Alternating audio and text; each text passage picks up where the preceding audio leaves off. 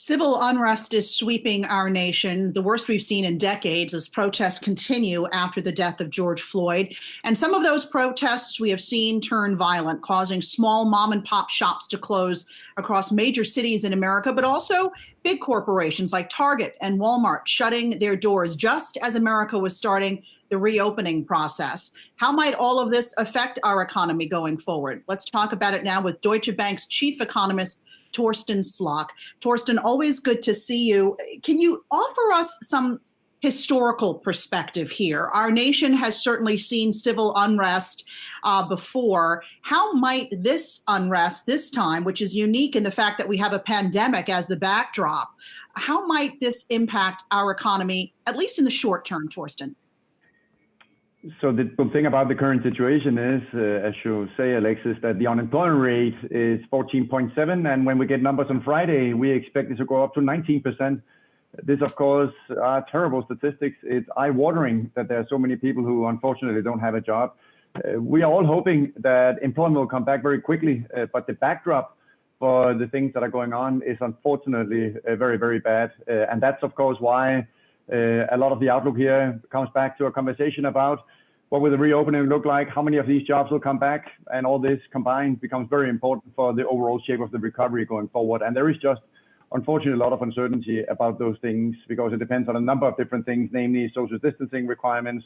It depends also on whether the PPP program will be lifting employment. It also depends on whether small businesses will be able to carry through such a very extended period that we have still ahead of us, where we will not have an economy that's functioning the way that it normally does. Torsten, as an economist, how do you factor in social unrest into your models? Do you factor it in? It is very difficult to quantify. So you're right, Brian. In some sense, the toolbox we have in markets and the toolbox the Fed has and that we have on the sell side just doesn't have any good ways of assessing and quantifying social risks and social unrest. And as we know, and as we've seen historically in many different episodes, this can turn out to be extremely important. I don't know, have a view on whether this is going to be dramatically important or not important from a market perspective.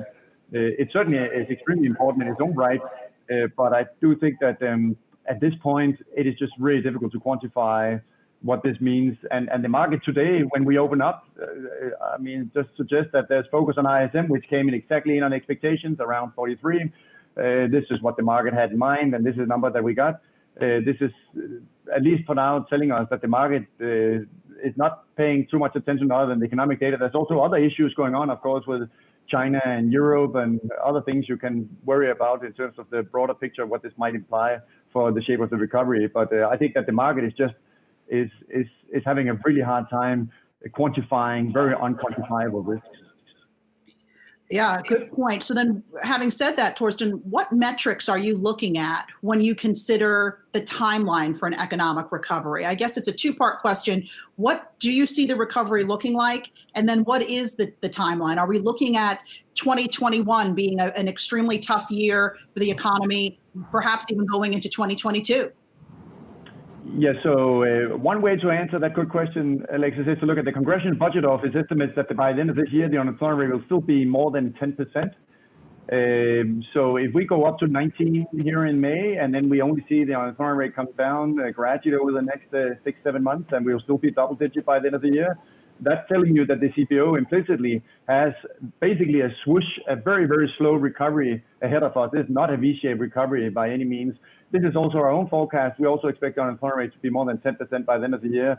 And with that backdrop, you begin to worry about what are the consequences for the number of companies that go into bankruptcy, the number of households that might start to fall behind on payments on auto loans, on credit cards. What does that mean for loan losses in the banking sector? So the big issue continues to be to what extent this situation is going to move from a liquidity crisis to a solvency crisis. And the huge uncertain part of that discussion to the upside is, of course, will fiscal policy come in and try to solve some of these issues and support the household balance sheet or corporate sector balance sheet so that we don't get the solvency crisis playing out as severely as some people fear. So in that sense, the upside risk is that policy reaction, more fiscal policy could lift us faster, and we don't really know at this point whether that's coming. The other more known upside risk is that the PPP program meaning loans to small businesses, it was just extended to the end of the year for when we need to get employment back to the level it was at in February. So there's also some upside risk to hiring prospects on the small business side. But the short answer to your question is that there are both downside risks, of course, very importantly for the virus, and the virus potentially getting a second wave and what that might mean for more social distancing, and in the worst case, another shutdown. But there's also upside risk from politics doing things that we just really don't have any good grasp at understanding today. We didn't even talk yet about China, Torsten, and how much of that is really going to be a challenge for investors. And do you see President Trump perhaps really, raising the heat on China, especially in an election year? Because one has to think this is only going to fuel the fire that has already been fueled by this pandemic and now the civil unrest. Yeah, so this is also a very unquantifiable risk that is also very difficult to put into a model. I mean, think about it. The Fed has a model purpose of the U.S. economy, which essentially has 300 equations that's an attempt to try to figure out, if I push one variable up a little bit, what happens to other variables elsewhere in my little system of equations? And you don't really have a variable for social unrest. You don't have a variable for geopolitical risks, the way that things could or could not play out with China. We do have some variables that we can move around and sort of level when it comes to the trade war. So that's why a lot of discussions now about what will happen to the trade deal that we had with China. Is that completely off the table, or how much of those things will actually be playing out? And it's right adding to that we are in an election year, and you just have, in statistical terms, a significant standard deviation in terms of outcomes, which is why it makes sense that there's just such a wild disagreement in the marketplace around what will the economic shape of the recovery look like. Well, Torsten, we've had, with good reason, I think a lot of folks starting to see or get worried about a second wave of COVID infections based on what we're seeing out there with the social unrest. Some people wearing masks, some people not wearing masks. What do you estimate in terms of GDP and unemployment in the second half if we do get a second wave of infections? Yeah, this is very important. I mean, the main way that we assess this is really just to look at the daily data that we have that tries to figure out what is the shape of the recovery. One important piece of statistic is the daily data for the number of restaurant bookings from OpenTable.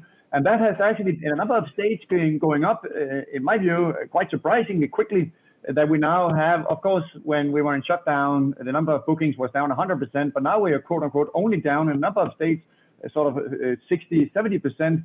So that means that a lot of people are beginning to come back. So the way that we try to answer your very difficult question is to figure out, well, how is this social distancing behavior?